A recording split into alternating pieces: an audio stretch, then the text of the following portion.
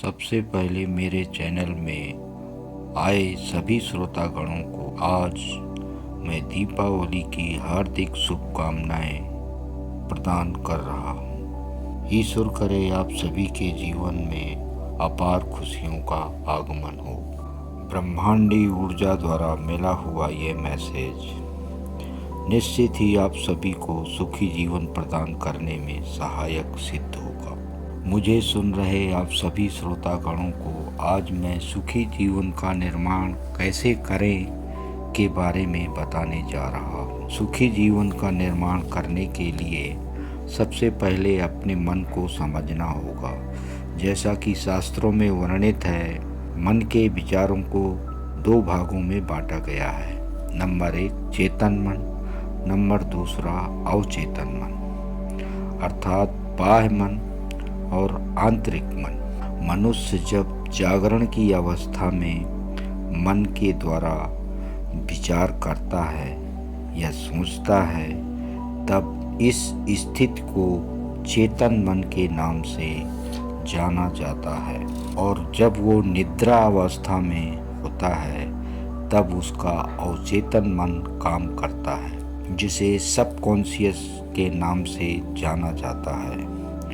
उपर्युक्त जानकारी लेने के बाद में अब हम अपने विषय की ओर चलते हैं। दोस्तों, हमारा विषय है कि जीवन को सुखी कैसे बनाएं। हमारे इस विज्ञान के दौर में हमारे वैज्ञानिकों ने हमारे जीवन को इतना आराम तलब बना दिया है, जिससे लोगों में अकर्मण्यता की स्थिति उत्पन्न हो गई। आज का मनुष्य थोड़ा सा भी बीमार होता है तुरंत डॉक्टर का सहारा लेता है, नीम हकीमों का सहारा लेता है और इंग्लिश दवाएं लेकर अपने आप को ठीक करना चाहता है।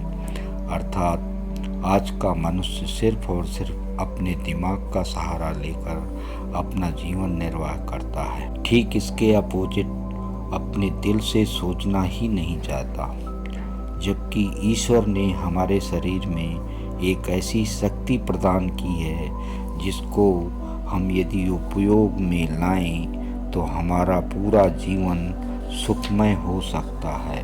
दोस्तों, आज का वीडियो थोड़ा लंबा अवश्य हो रहा है, लेकिन यदि आपने इस वीडियो को पूरा देख लिया तो निश्चित ही अपने जीवन को सुखमय बनाने में कामयाब होंगे। आज का मनुष्य बीमारियों से, धन के अभाव से, तरह तरह की परिस्थितियों का सामना करते हुए दर्द भरे जीवन को मजबूरन जीने की कोशिश कर रहा है। जब मनुष्य गरीबी, बीमारी, दर्द भरे जीवन से मजबूर होता है, तब वो अपनी इस दर्द भरी जिंदगी से छुटकारा पाने के लिए तरह तरह के नीम हकीमों के पास जाता है, तांत्रिकों के पास जाता है, लेकिन उसे अपनी इस दुख भरी जिंदगी से फिर भी कोई छुटकारा नहीं मिलता।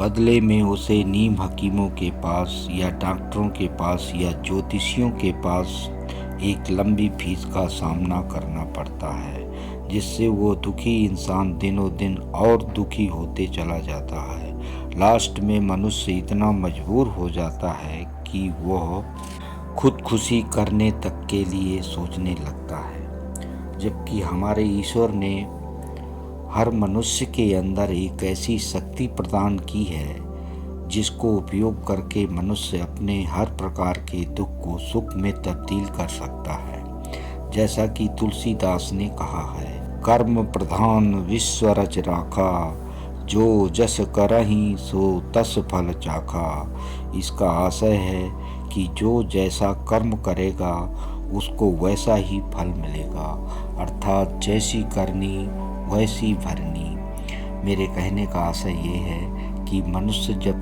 जैसा सोचता है वैसा ही उसे फल रूप में मिलता है। अर्थात एक दुखी इंसान अपने दुख को छोड़कर और क्या सोच सकता है, और जब वो अपने दुख के बारे में ही दिन रात सोचेगा तो बदले में उसे फल के रूप में सिर्फ और सिर्फ दुख ही तो मिलेगा। चाहे जितना प्रयास कर ले, जब तक वो अपने दुख को भुलाकर खुशी में तब्दील नहीं करता, तब तक वो सुख को नहीं पा सकता।